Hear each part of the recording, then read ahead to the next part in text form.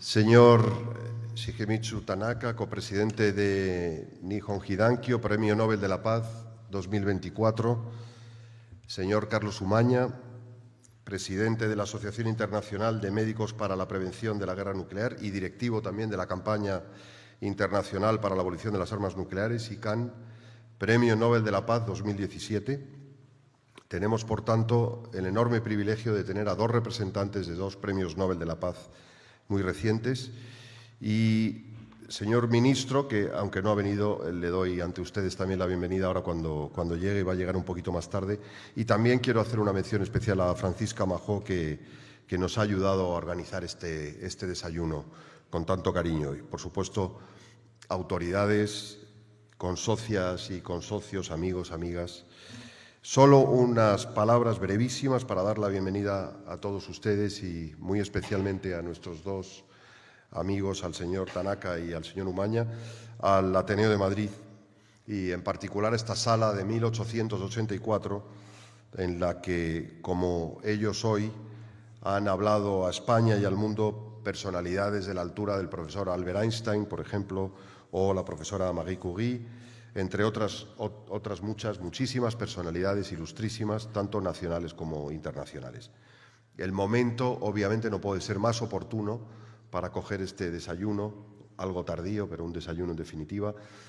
Primero porque se está celebrando durante este año el 80 aniversario de los bombardeos de Hiroshima y Nagasaki, de los que el señor Tanaka es un vivo recuerdo, y porque además estamos en un evidente clima en plena efervescencia, un clima internacional en plena efervescencia, con el presidente Donald Trump a punto de tomar posesión, con guerras abiertas, algunas durante décadas en África, en Europa, en Oriente Medio, con una muy incierta y muy frágil tregua aún por confirmar en Gaza, con una tendencia creciente al enfrentamiento y a la polarización. Y yo quiero, por eso, darles especialmente a todos ustedes las gracias en nombre de los socios y las socias del Ateneo de Madrid y también en nombre de su Junta de Gobierno por elegir el Ateneo como lugar para este encuentro que estoy completamente seguro quiere ser una llamada, una más, no será la última, desafortunadamente, por supuesto, a la paz y al desarme.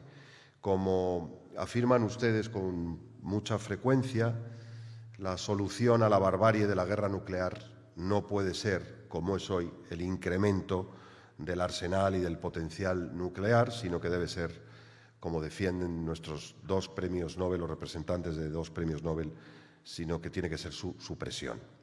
Y el Ateneo, que ha sido siempre una casa que llama, que clama y que inspira a la paz, al encuentro, a la tolerancia, está muy, muy, muy honrado de que este encuentro tenga lugar hoy aquí.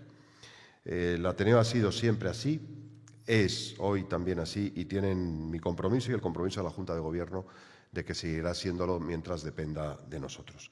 Así que nada más por mi parte, voy a pasar la palabra al señor Umaña para que nos dirija unas breves palabras. Muchísimas gracias a todos por venir.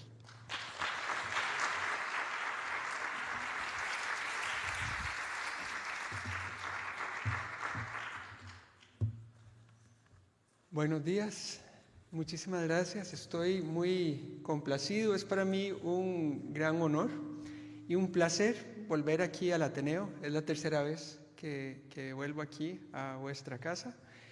Debo decir que en las dos ocasiones anteriores he tenido también el placer y el privilegio de compartir el escenario con don Federico Mayor Zaragoza, que en paz descanse, sí.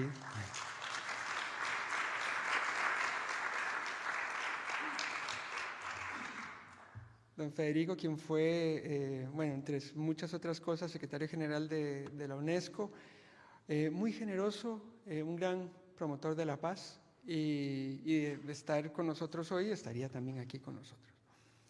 Bueno, también es un día de privilegios, ¿verdad? Hoy tenemos el privilegio de recibir al señor Tanaka, quien acaba de recibir en sus manos el Premio Nobel de la Paz justo el pasado 10 de diciembre del año pasado, como copresidente de Nihon Hidankyo.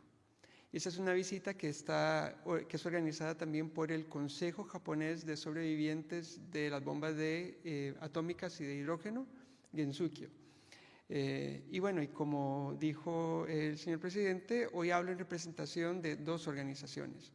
IPPNW, la Asociación Internacional de Médicos para la Prevención de la Guerra Nuclear, que, dicho sea de paso, también entre el público está el antiguo presidente del movimiento español que recibió el premio Nobel en 1985, es una mañana de noveles.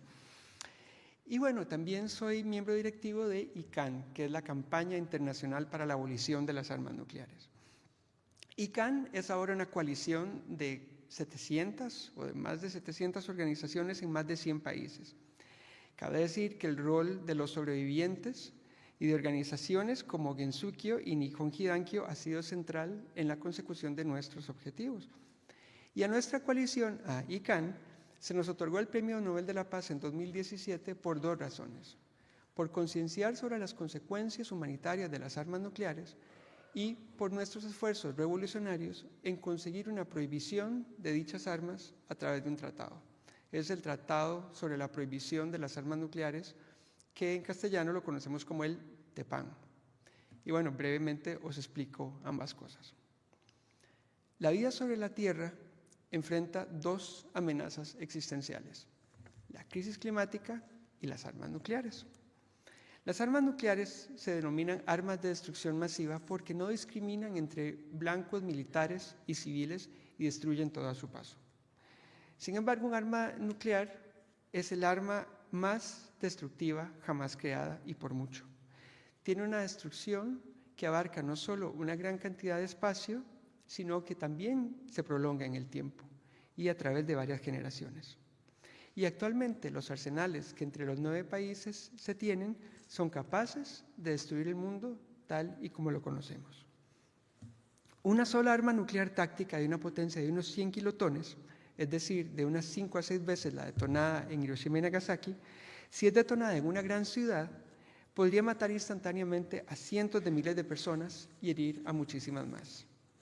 Por su onda expansiva, el calor y la radiación, una sola detonación nuclear es capaz de producir una destrucción y un sufrimiento inimaginables al corto y a largo plazo.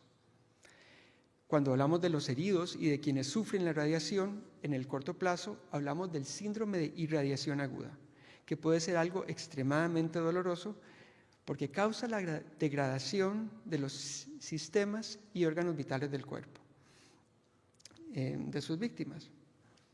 Según lo que describen los sobrevivientes, se les caían los ojos, se les explotaban los abdómenes, tenían heridas que no cicatrizaban y se desangraban hasta morir.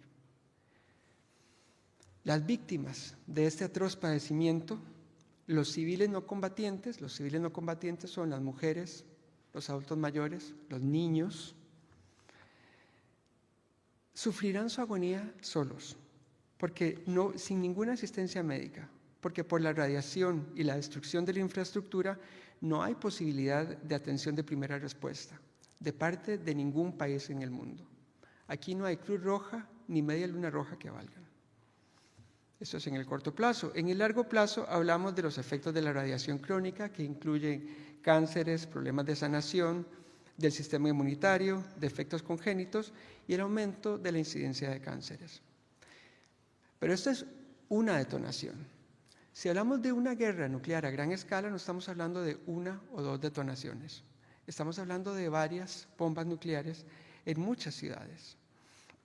Y que es armas nucleares que son, dicho sea de paso, muchísimo más potentes que la que acabo de describir. Esta guerra nuclear a gran escala, a diferencia de las otras guerras mundiales, no es algo que sucedería en un plazo de años, o incluso meses o semanas, ni días. Ocurriría en minutos. Causaría inmediatamente decenas de millones de muertos y cientos de millones de heridos. También habría una enorme devastación ambiental, no solo por la destrucción masiva y las grandes cantidades de radiación que se esparcirían globalmente, sino también por la gran cantidad de hollín que subiría a la estratosfera y que causaría un importante bloqueo de la luz solar, lo que provocaría un rápido y drástico descenso en la temperatura global, produciendo un invierno nuclear que podría durar décadas. Ahora bien, como no hay muchas cadenas alimentarias que podrían sobrevivir al drástico enfriamiento y a la carencia de luz solar, esto sería devastador para muchísimos ecosistemas y muchas especies. En otras palabras, una guerra nuclear a gran escala podría acabar no solo con nuestra civilización, sino con muchas especies e incluso probablemente la nuestra. ¿Y cuál es la probabilidad de que esto suceda? El año pasado, el reloj del apocalipsis marcaba 90 segundos para la medianoche, el riesgo más alto de la historia de una guerra nuclear a gran escala. En la actualidad, de las más de 12.000 ojivas nucleares que hay entre los 9 países nucleares, hay unas 2.000 que permanecen en alerta máxima, es decir, que están listas para ser detonadas en 1 minuto. Ha habido ya muchísimos accidentes con los arsenales nucleares y públicamente sabemos de 6 ocasiones en las que el mundo ha estado a punto de una guerra nuclear a gran escala por accidente. Ahora, claramente no estamos ante una catástrofe natural, sino ante un invento humano y un peligro que se puede y se debe prevenir. No tenemos que convivir con este riesgo. Hay que entender además que es posible hacerlo y que la única forma de hacerlo es aboliendo las armas nucleares. Las armas nucleares no solo son una amenaza existencial en tiempos de alta tensión, sino que también han constituido históricamente un obstáculo para la paz. Con el inicio de la era nuclear en 1945, se popularizó la idea de que la amenaza de la destrucción mutua asegurada haría obsoletas las guerras convencionales y que no habría más opción que sentarse a hablar. Claramente no fue así, ni lo fue así tampoco en 1991 cuando cayó el telón de acero y la tensión se disipó y el mundo dejó de ser bipolar. El gran fallo de esta idea fue partir de la simple y claramente errónea idea de que la paz es la mera ausencia de guerras. Eso no es paz. La paz no es la ausencia de conflictos. Eso es imposible que haya ausencia de conflictos, porque conflictos siempre habrá. La paz implica la resolución no violenta de conflictos. Implica también comunicación, tender puentes y construir oportunidades de cooperación. Como decía también Federico Mayor Zaragoza, que es erróneo pensar en se vis pacem para bellum. Si quieres la paz, prepárate para la guerra. Es más bien se vis pacem para pacem. Si quieres la paz, prepárate para la paz. Construye la paz. Las armas nucleares son lo opuesto a esto, porque lejos de producir seguridad y estabilidad, las armas nucleares se han usado para coerción, para imposiciones y amenazas y han envenenado la relación entre los países. Esto es violencia, no paz. Y la paz exige un rechazo a la violencia y un esfuerzo diplomático arduo y continuo. Por eso es que desde nuestra coalición apostamos por el TPAN, por el Tratado sobre la Prohibición de las Armas Nucleares, que, creando una fuerte normativa internacional, produce un rechazo rotundo, contundente y universal a las armas nucleares. Aquí se acabaron los puntos intermedios. O las armas nucleares son aceptables o no lo son.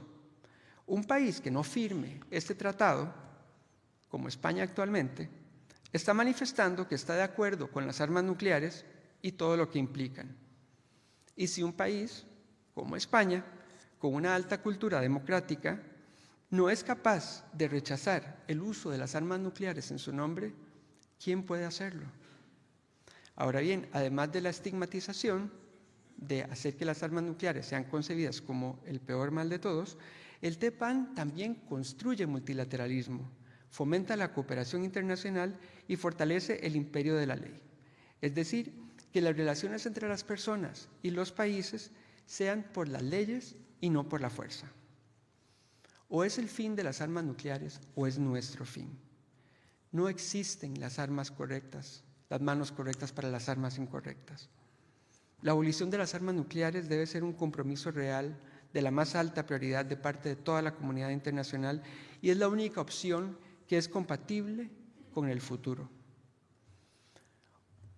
Hoy es un día especial porque tenemos el privilegio de escuchar en vivo el testimonio del distinguido y honorable Shigemitsu Tanaka, quien es un verdadero testigo de la historia.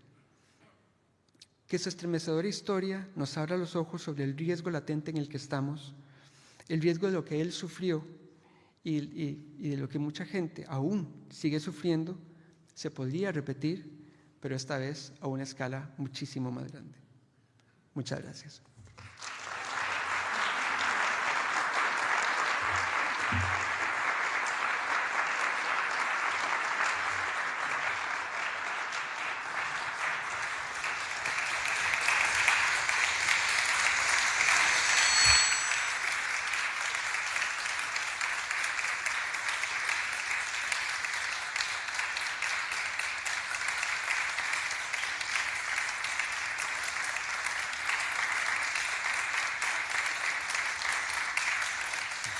Muchas gracias. Y ahora vamos a pasar a escuchar el testimonio del señor Tanaka, quien lo va a leer en japonés con traducción consecutiva. Vamos a escuchar las dos versiones, tanto en japonés como en castellano.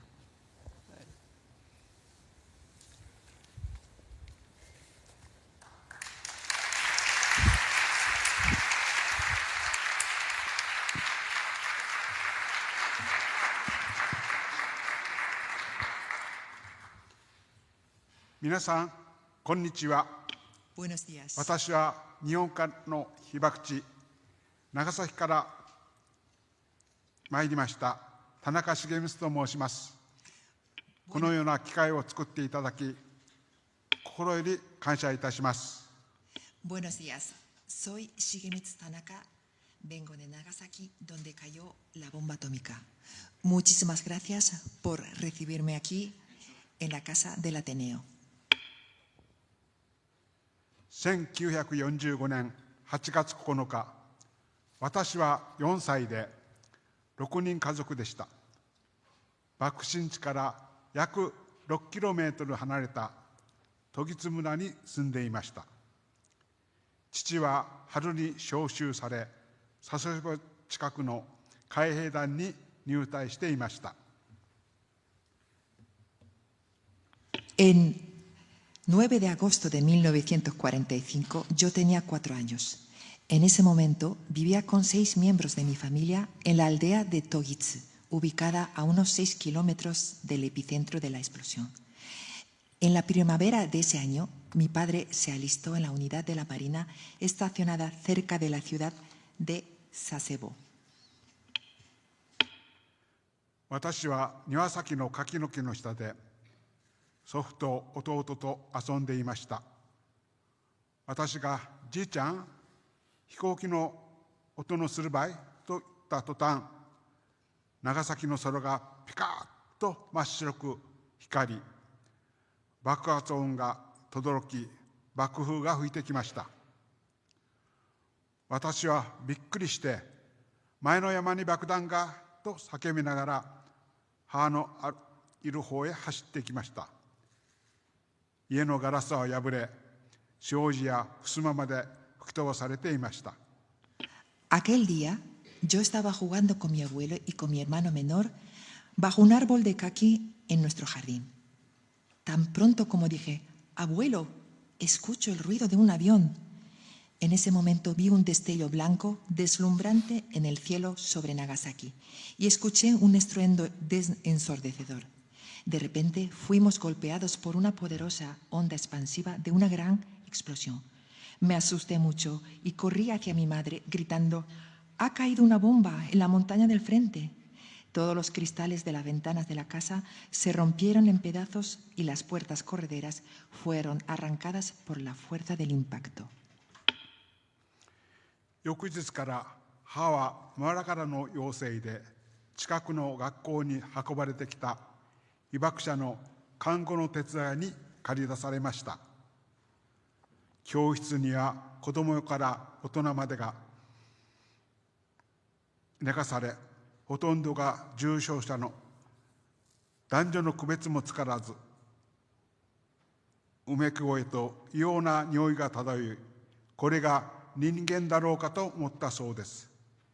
皮膚はずるむけて、手当てをしようにも薬もガーゼも不足していて、海の水を沸騰させて体を拭いてやること、ウジ虫やガラス片を取ることが主な仕事で、うめき声がしなくなったと言ってみると、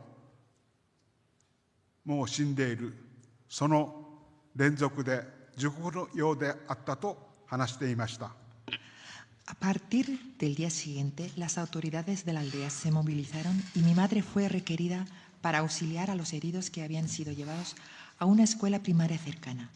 Más tarde, mi madre solía contarnos la trágica situación que vivió allí. En las aulas, muchos jóvenes ancianos estaban tendidos en el suelo. Sus heridas eran tan graves que ni siquiera podía distinguir si eran hombres o mujeres. No parecían ser humanos y las habitaciones estaban llenas de gemidos y olores punzantes. Quería darle los primeros auxilios, pero no había medicinas ni vendas de gasa.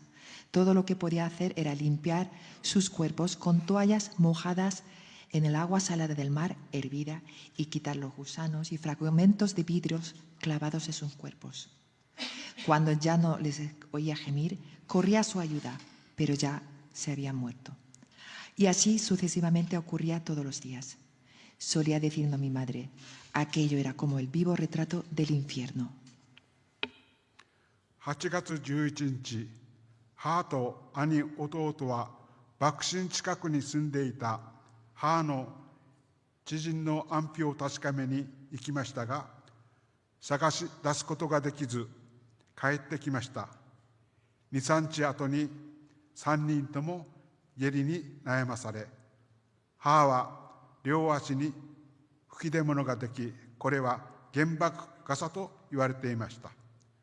やがて肝臓や甲状腺も悪くなり、入退院を繰り返すようになりました。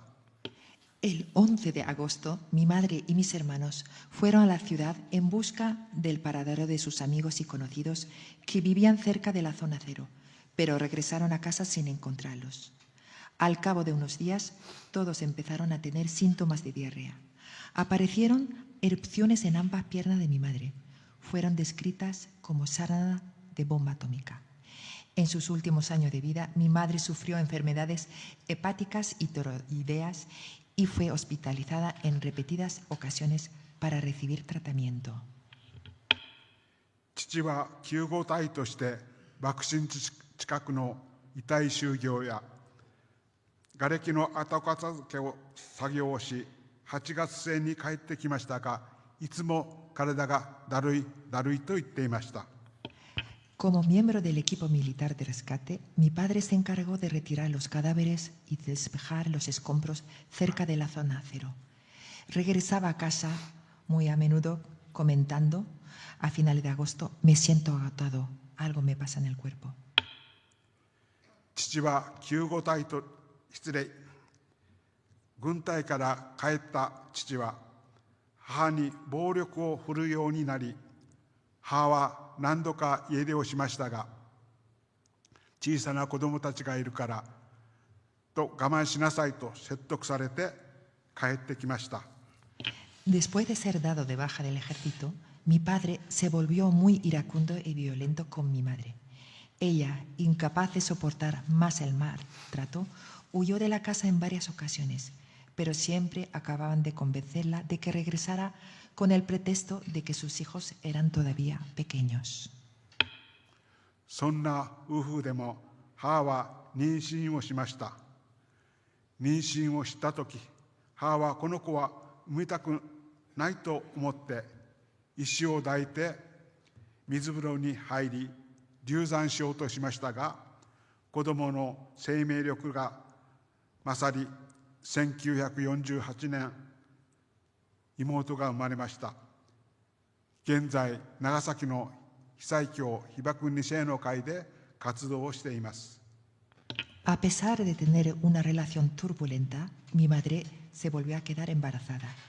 Cuando lo supo, no quiso dar a la luz e intentó abortar sumergiéndose en un baño frío mientras llevaba una piedra en sus brazos. Sin embargo, el poder de la vida del bebé fue más grande y en 1948 nació mi hermana menor. Ahora se dedica a las actividades de la Asociación de Hibakusha de segunda generación en Nagasaki. 1957年、父は56歳で肝臓がんに亡くなりました。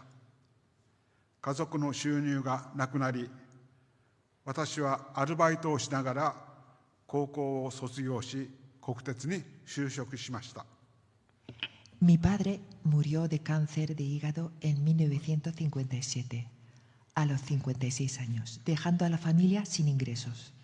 Me gradué de bachillerato mientras trabajaba a media jornada para ayudar a mi familia y luego entré a trabajar en la Compañía de Ferrocarriles Nacionales de Japón. 被爆2世の女性と結婚し、二児を得ることができました。娘が結婚し、妊娠中に赤ちゃんの心臓がずれていると分かり、検査の結果、横隔膜欠損でした。生まれて肺を広げる手術をしましたが、体温が30度にもならず、3日目に亡くなり、儚い命でした。その後、娘は離婚もしました。Me casé con una hibakusha de segunda generación y tuvimos 2 hijos. Mi hija creció y se casó, y cuando se quedó embarazada, se detectó una anomalía en el corazón de su bebé. El bebé nació con una hernia diafragmática e inmediatamente fue operada para expandir sus pulmones. Pero la temperatura corporal no llegó a alcanzar ni los 30 grados y no sobrevivió más de 3 días. Mi hija luego se divorció. 広島、長崎に投下された原爆は一瞬にして漁師を廃墟と化し、数万度の熱線は人間を蒸発させ、焼き殺し、放射線は体を切り裂きました。60数万人が被爆し、1945年の末までに広島、長崎で20数万人が亡くなりました。Las bombas atómicas lanzadas sobre Hiroshima y Nagasaki convirtieron las 2 ciudades en una auténtica ruina al instante. Los rayos de calor de varias decenas miles de grados vaporizaron o quemaron a las personas hasta convertirlas en cenizas. Y la radiación de la bomba atravesó y despedazó sus cuerpos.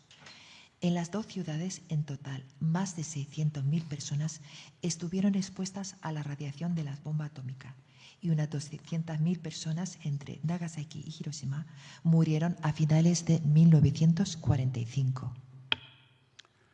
アメリカ占領軍は国際赤十字のマルセル・ジュノー博士の広島・長崎への医師団の派遣と医薬品の提供の要請を拒否し、プレスコードを引いて原爆の非人道性を覆い隠し、ABCC を開設、被爆者をモルモットとして調査し、治療は一切しませんでした。日本政府もこれに追従し、12年間被爆者を放置されました。El gobierno de Estados Unidos no solo rechazó una solicitud del doctor Marcel Junot del Comité Internacional de la Cruz Roja para enviar médicos a Hiroshima y Nagasaki y proporcionar suministros médicos a las víctimas, sino que trató de encubrir el daño catastrófico imponiendo un código de la prensa, es decir, una censura a Japón. Estableció la Comisión de Víctimas de la Bomba Atómica para estudiar el efecto de las bombas atómicas utilizando a los supervivientes como conejillos de indias, pero nunca les dieron tratamiento alguno. Bajo las instrucciones de los Estados Unidos, el gobierno de Japón también desatendió a los hibakusha durante 12 años. 1944年3月1日、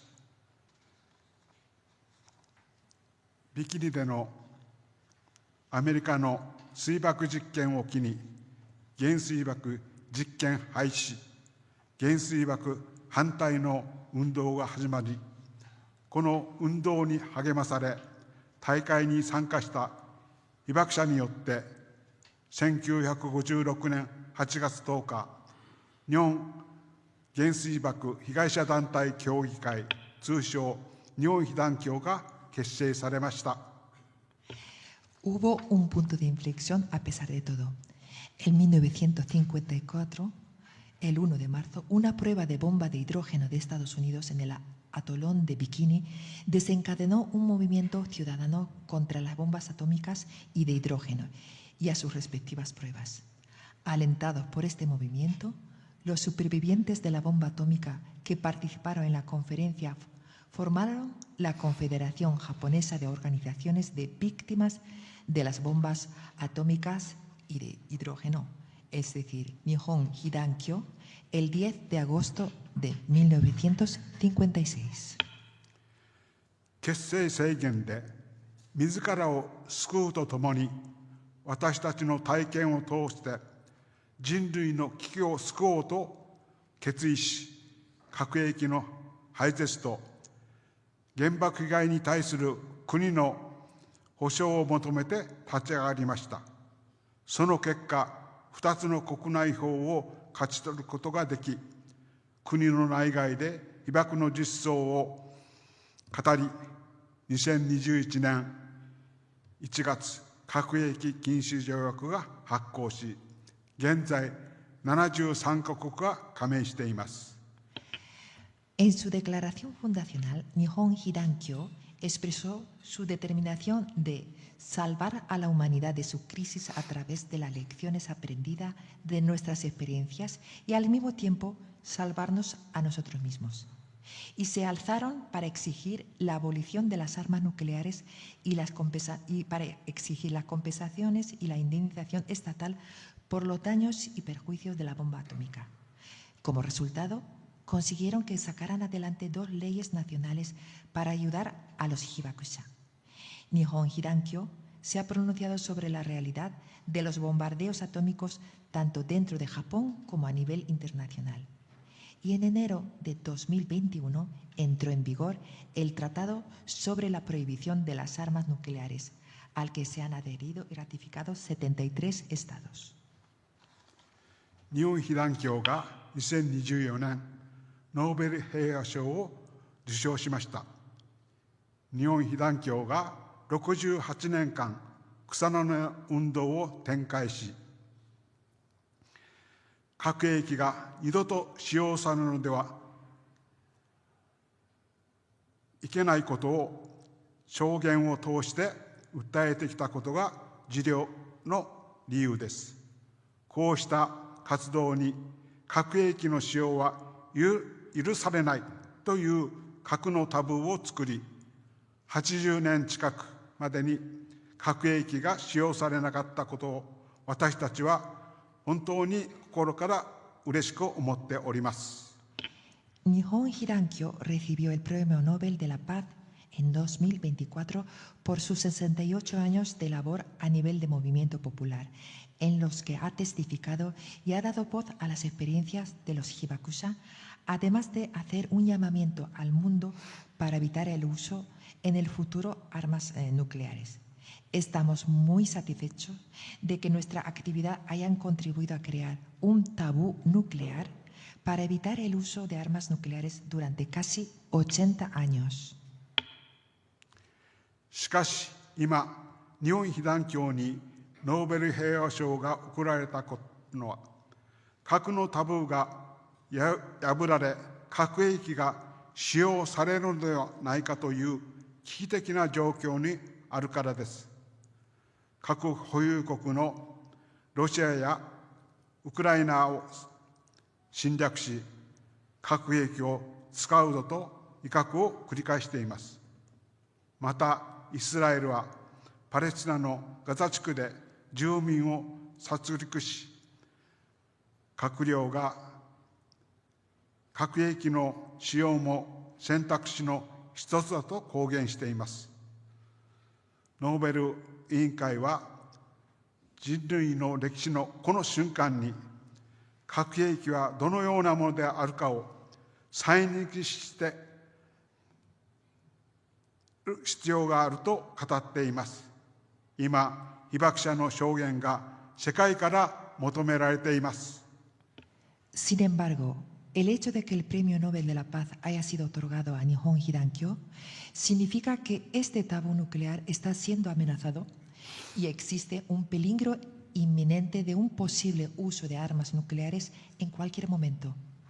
La superpotencia nuclear Rusia invadió Ucrania y amenaza repetidamente con el uso de armas nucleares.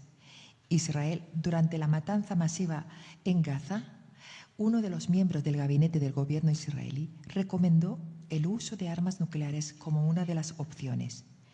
El Comité Nobel dijo: en este momento de la historia de la humanidad, vale la pena recordarnos a nosotros mismos qué son las armas nucleares, las armas más destructivas que el mundo haya visto jamás. Ahora, y más que nunca, los testimonios de los Hibakusha deben ser escuchados en el mundo entero. 高齢の被爆者は最後の力を振り絞って被爆体験を語っています。その思いを引き継ぐ被爆2世3世若者市民も被爆者の運動を継承し、世界に伝える努力をしています。La primera generación de los Hibakusha, es decir, nosotros los ancianos de Hibakusha, seguimos contando nuestras experiencias con todas nuestras fuerzas. La segunda y tercera generación de supervivientes de la bomba atómica, los jóvenes, los ciudadanos, también se esfuerzan por llevar adelante los movimientos de Hibakusha y transmitir sus historias al mundo. 皆さん、核兵器と人間は共存できません。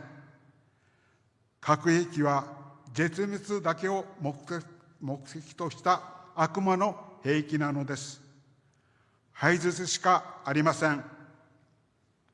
Me dirijo a todos ustedes. Los seres humanos no pueden coexistir con armas nucleares. Las armas nucleares son armas diabólicas cuyo único propósito es el exterminio. Su abolición es el único camino que nos queda.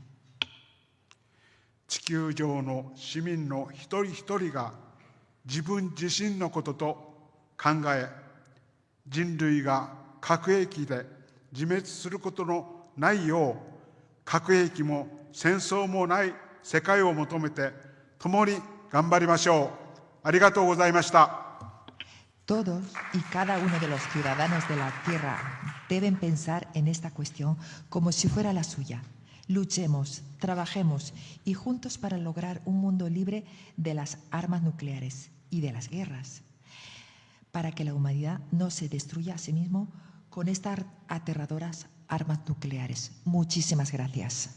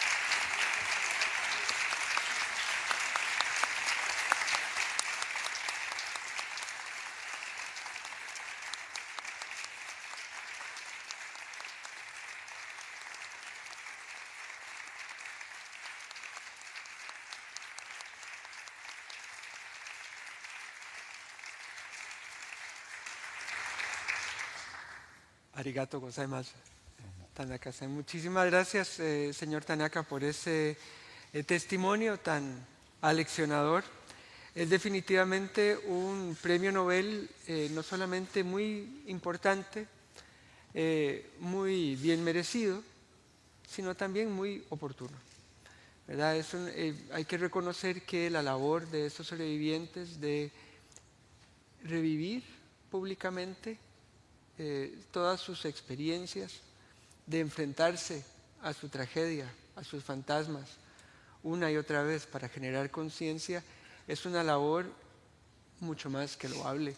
Y es una labor que también ha sido central en la consecución del Tratado sobre la Prohibición, porque en las negociaciones, en la ONU, en las conferencias, el testimonio de los sobrevivientes ha sido crucial para darle esa cara humana a las armas nucleares, para generar ese vínculo con los diplomáticos, con los tomadores de decisiones a la hora de generar ese apoyo político tan necesario para que al final el Tratado sobre la Prohibición se negociara en la ONU en julio de 2017 con 2/3 de la comunidad internacional. Cuando años previos esa prohibición no tenía mucho apoyo, pasó a tener ese apoyo precisamente por establecer ese vínculo humano. Muchísimas gracias de parte del movimiento antinuclear, de parte de la Alianza por el Desarme Nuclear. Muchísimas gracias por todo su trabajo. Y bueno, ahora vamos a tener el privilegio también de escuchar del lado de los tomadores de decisiones a el señor ministro Pablo Ustinduy, el ministro de Derechos Sociales, Consumo y Agenda 2030, que tenemos el privilegio de que nos acompañe hoy. ¿Qué tal? Señor ministro, adelante. Muchísimas gracias, Carlos. Señor Tanaka, muchísimas gracias por su visita. Nos sentimos honrados por ella, por su compromiso, por la nitidez y la sobriedad de su testimonio, que resulta tan aleccionador, tan útil y combina una reflexión, ¿verdad? Yo he querido poder estar aquí hoy, poder participar. Gracias por la invitación, querido Carlos. Hace años que nos conocemos, es una causa en la que personalmente siempre me he sentido interpelado. Hace ya casi una década que empezamos a trabajar para conseguir que el compromiso del apoyo por parte de España al Tratado de Prohibición de Armas Nucleares se convirtiera en una realidad. Paso a paso conseguimos que empezara a figurar en programas electorales, en negociaciones entre grupos parlamentarios, en negociaciones de investiduras, en posiciones unánimes del Congreso de los Diputados. No conseguimos que se materializara todavía, pero es una causa que sucederá, se plasmará ese compromiso antes o después, no tengo la más mínima duda. Tuve también el inmenso privilegio de poder asistir en Nueva York, en las Naciones Unidas, a los últimos trabajos para conseguir la entrada en vigor de este tratado, una y otra vez a lo largo de todos estos años. Hoy en día también precisamente asumir, abrazar las fórmulas de la injusticia, de la desigualdad y de la violencia. Recuerdo, ¿no?, en parte de esas discusiones en las que parecía que abordar esta realidad espeluznante, este diagnóstico inapelable sobre el peligro potencial para la humanidad que supone la existencia de las armas nucleares, pues digamos que se encontraba con esa especie de actitud que, digamos, está ideológica, jurídica y políticamente definida también, ¿no? Viene siempre a la cabeza esa expresión sobre el ramillete de flores puesto en la tumba del derecho internacional. Bueno, pues lo que hizo la campaña, con el trabajo coordinado de decenas de miles de personas, es conseguir crear derecho internacional. Frente a esa resignación, redoblar el compromiso.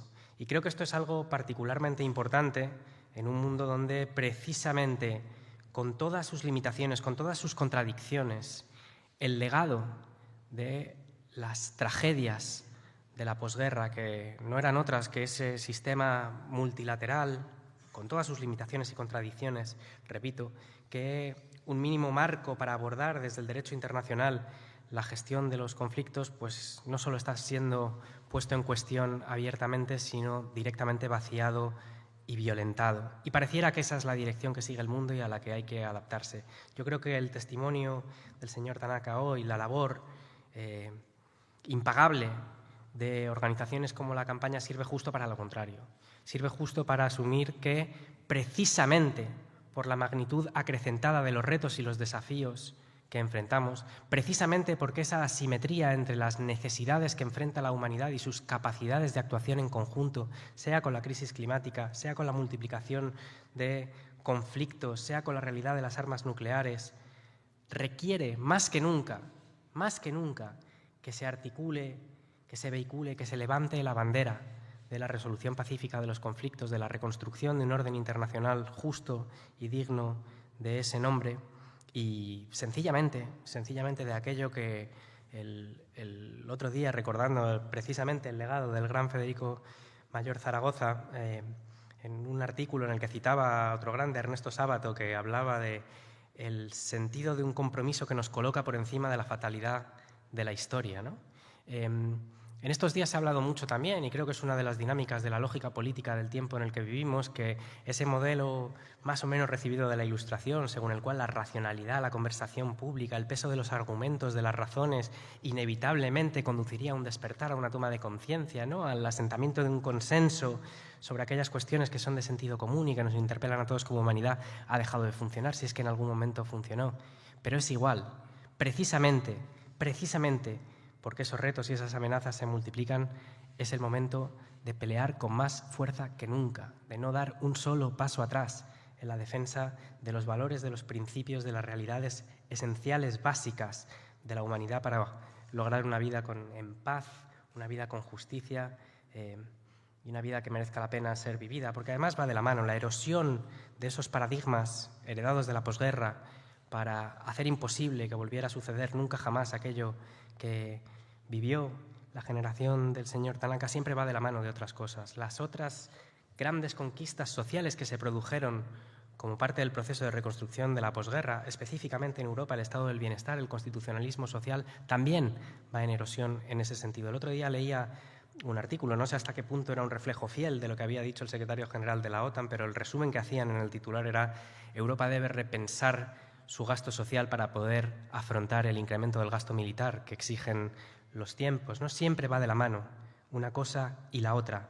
Todos los avances, todos los consensos, todos los progresos que se lograron hacer durante décadas de luchas precisamente para evitar que se volviera a producir algo como lo que vivió la humanidad en aquella década, va de la mano y está siendo amenazado hoy en día. Por eso la defensa de esos principios básicos, de la paz, de la libertad, de la igualdad, de la justicia social, hoy en día son más necesarios que nunca. Ese sentido del compromiso que nos ubica por encima de la fatalidad de la historia. No existe tal fatalidad de la historia, el desenlace no está escrito y dependerá de lo que hagamos cada uno y cada una de nosotras. Señor Tanaka, muchísimas gracias por su visita, bienvenido a España, y desde luego su testimonio es un llamamiento a continuar la lucha y no ceder nunca un milímetro en la defensa de aquello que es justo y, por tanto, de aquello que debe ser defendido. Muchísimas gracias.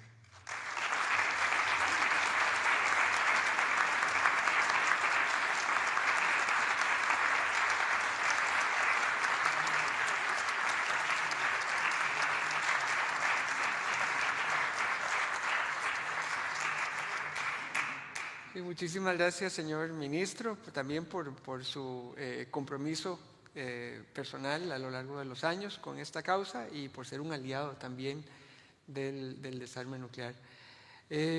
Cuando hablamos del tratado, mucha gente piensa, especialmente con tantos tratados nucleares que van y vienen, otro tratado más papel mojado. ¿Cuál es la diferencia? ¿Por qué creemos y por qué somos cada vez más los que creemos que este tratado va a llevar al desarme nuclear? Hay una gran diferencia entre los tratados bilaterales entre dos partes y uno multilateral. Un tratado bilateral entre dos partes siempre es susceptible a que una de las partes simplemente cambie de opinión. Ya sea que el tratado lleve un mes o lleve décadas, una parte cambia de opinión y se trae abajo décadas de arduo trabajo diplomático. Un tratado multilateral, en cambio, lo que hace entre varios países, lo que hace es crear una normativa internacional, un comportamiento, un cambio de comportamiento internacional que se va fortaleciendo con cada país que apoye, que firme y ratifique el tratado. Y no solamente, esa normativa no solamente se fortalece con el país que lo firme, sino que también se fortalece con las personas, incluso los municipios, que manifiesten su apoyo al tratado. Y por eso, bueno, ha habido varias campañas que En España, por ejemplo, hay 108 municipios que apoyan el Tratado sobre la Prohibición y es un movimiento que va creciendo. Estamos conscientes de que generar el tabú, de que las armas nucleares sean consideradas un tabú, así como lo han sido las armas químicas y las biológicas, que en algún momento tuvieron un lugar en los arsenales y en las guerras, hoy en día son un tabú. Eso es lo que queremos conseguir con las armas nucleares. Hoy en día no hay ningún país que se jacte de ser una potencia química o que diga con orgullo que tiene armas biológicas en sus arsenales de seguridad, precisamente por ese tabú. Y ese tabú es lo que estamos construyendo con las armas nucleares, construyendo ese tabú a través de las historias, por ejemplo, de los Hibakusha, dándoles ese aspecto, poniendo a los seres humanos en el centro de la conversación en torno a las armas nucleares. Estamos conscientes que lo que buscamos es un cambio de paradigma. Y ese cambio de paradigma requiere una construcción colectiva, un esfuerzo conjunto. La paz requiere un esfuerzo conjunto, un involucramiento social grande y amplio. Así que, pues, os invito con esta, ya después de haber tenido el privilegio de haber escuchado, de haber visto con sus propios ojos y escuchado con sus propios oídos el testimonio del señor Tanaka, que os involucréis con la, bueno, en España dichosamente existe la Alianza por el Desarme Nuclear, muy fácil, bueno, aquí está hay un banner aquí, desarmenuclear.org, ahí hay mucha información para que os involucréis. Quiero terminar agradeciendo a todos los amigos del Ateneo que se han abocado por acogernos y recibirnos, a la Alianza por el Desarme también, que ha hecho de esta visita, han preparado toda una agenda. Ellos van a estar, esta delegación del señor Tanaka, de Nihon Hidankyo y de Gensukyo, van a estar en España hasta el 23 de enero y van a estar por Zaragoza y Barcelona y tal, y todo eso ha requerido muchísimo esfuerzo. Así que quiero agradecer a la gente de la Alianza que se ha trabajado arduamente para aprovechar esta visita lo más posible. Y bueno, y muchas gracias a vosotros por haber venido.